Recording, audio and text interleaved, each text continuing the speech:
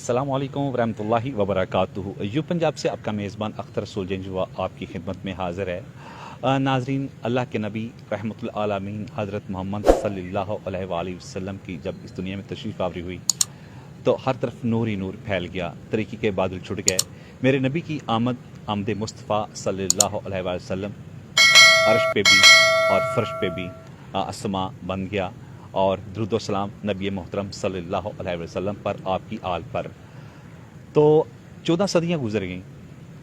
इश्क़ मुस्तफ़ा एक से एक दिन में बढ़ रहा है और क़यामत तक बढ़ता रहेगा। अल्लाह के नबी के सामने भी इश्क़ की बेमिसाल लाजवाल दास्तानें रकम हुई। सहाबा इकराम ने मोहब्बत के अंदाज़ ऐसे बिखेरे कि प्यारे आका करीम सल्लल्लाहु अलैहि वसल्लम वुज़ू फरमाते थे तो सहाबा इकराम वुज़ू का पानी ना गिरने देते थे। अल्लाह के नबी बाल तराशते थे तो बाल नीचे ना गिरने देते थे। अल्लाह के नबी की ज़बान मुबारक से जो लफ्ज़ अदा होते थे तो उनका पास रखा जाता था। तो इस गुफ्तगू में आज की हमारे साथ मौजूद हैं डॉक्टर मोहम्मद उस्मान मकबूल साहब, ख़तीब मरकज़ी जामिया मस्जिद औक़ाफ़ शेखोपुरा। हाफ़िज़ साहब, 14 सदियाँ गुजर गईं और उस वक़्त तो अल्लाह के नबी सामने थे, सहाबा इकराम मोहब्बतें बेमिसाल थीं। तो आज इस दौर में इश्क़ नबी सल्लल्लाहु अलैहि वसल्लम के तकाज़ों के ऊपर आप क्या कहना चाहेंगे? बिस्मिल्लाहिर्रहमानिर्रहीम। सबसे पहले दुरूद व सलाम जनाब नबी अकरम सल्लल्लाहु अलैहि वसल्लम के ज़ात मुक़द्दसा उनकी आल पर। यकीनन 1400 साल गुजर गए लेकिन आज भी ज़िक्र मुस्तफ़ा उसी तरह तरोताज़ा है और ये क़यामत तक इंशाअल्लाह तरोताज़ा ही रहेगा।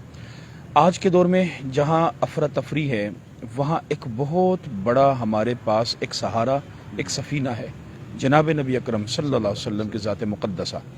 आज अगर हम उनकी अतात करना चाहते हैं, उनको फॉलो करना चाहते हैं, तो हमें सबसे पहले इस तकाज़े को समझना है कि हमने किस तरह अपनी ज़िंदगी में उनकी सुन्नतों को शामिल करना है।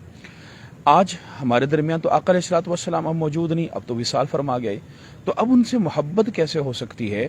अब उनकी मोहब्बत हम अपने दिल में बिठाएंगे उनकी अतात करके, हम मोहब्बत बिठाएंगे उनकी सुन्नतों को अपने ऊपर अप्लाई करके, उनके निज़ाम को जो दिया गया है उसको हम फॉलो करके। मेरी एक मर्ज़ी है, एक मेरे आका की मर्ज़ी है, मैं अपनी मर्ज़ी को छोड़कर आका की मर्ज़ी को फ़ौक़ियत दे दूँ, उसको प्रेफरेंस दे दूँ, ये असल इश्क़ मुस्तफ़ा है। और इसी तरह अगर मैं घरेलू मामलात हैं, खानगी उमूर हैं, मुआशरती उमूर हैं, वहाँ ये देखूं कि मेरे आका का तर्ज अमल क्या है।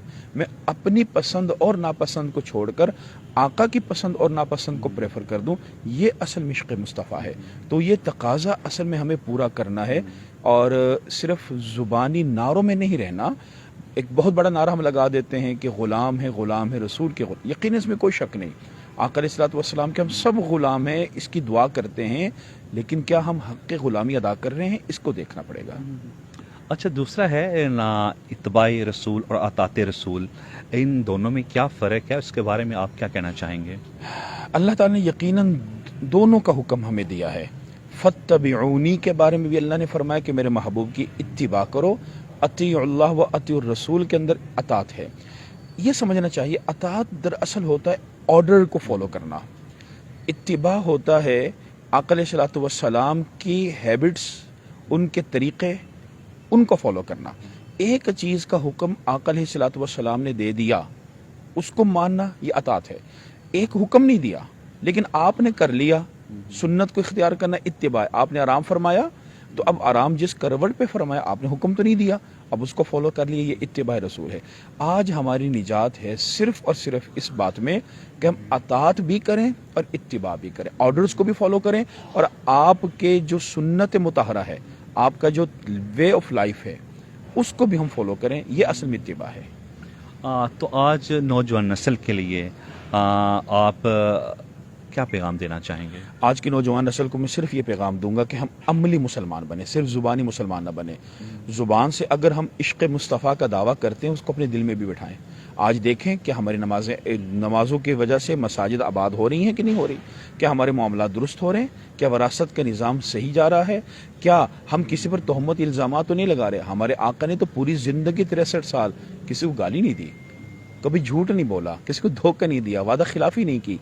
जहाँ वुज़ू और सुन्नतों के और नमाजों के सुन्नतों में हम आपस में एक दूसरे के दस्तो गिरबां होने को तैयार हो जाते हैं, ہمیں دیکھنے کیا معاملات کی سنتیں ادا ہو رہی ہیں، کیا معاشرت کی سنتیں ادا ہو رہی ہیں، اور ہمیں آج کی نوجوان نسل کو بھی چاہیے کہ ہم آقا علیہ الصلوۃ والسلام کی زندگی کو اپنا آئیڈیل بنائیں، اور یقیناً یہی ہمارے پاس پرفیکٹ لائف ہے، اس کے علاوہ کوئی پرفیکٹ لائف آج ہمارے پاس نہیں ہے۔ آقا کریم صلی اللہ علیہ وآلہ وسلم کا فرمان ہے نبی عبادی امتی عبادی، نہ میرے بعد کوئی نبی ہے اور نہ آپ کے بعد کوئی امت ہے۔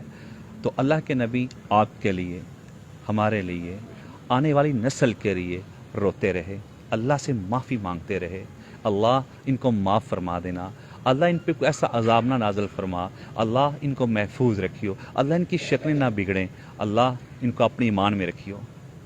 تو میرے نبی کا تو یہ طریقہ تھا، آپ کے لیے، میرے لیے، آنے والی نسل کے لیے اللہ کے نبی آنسو بہاتے رہے۔ آج ہمیں چاہیے آقا کریم صلی اللہ علیہ وآلہ وسلم کی ولادت باسادت کے اس مہینے میں، اس عشرے میں اللہ کے نبی صلی اللہ علیہ وسلم کے احکامات پر چلیں۔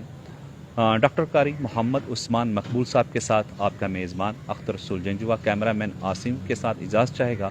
اللہ نگہبان، پاکستان زندہ باد۔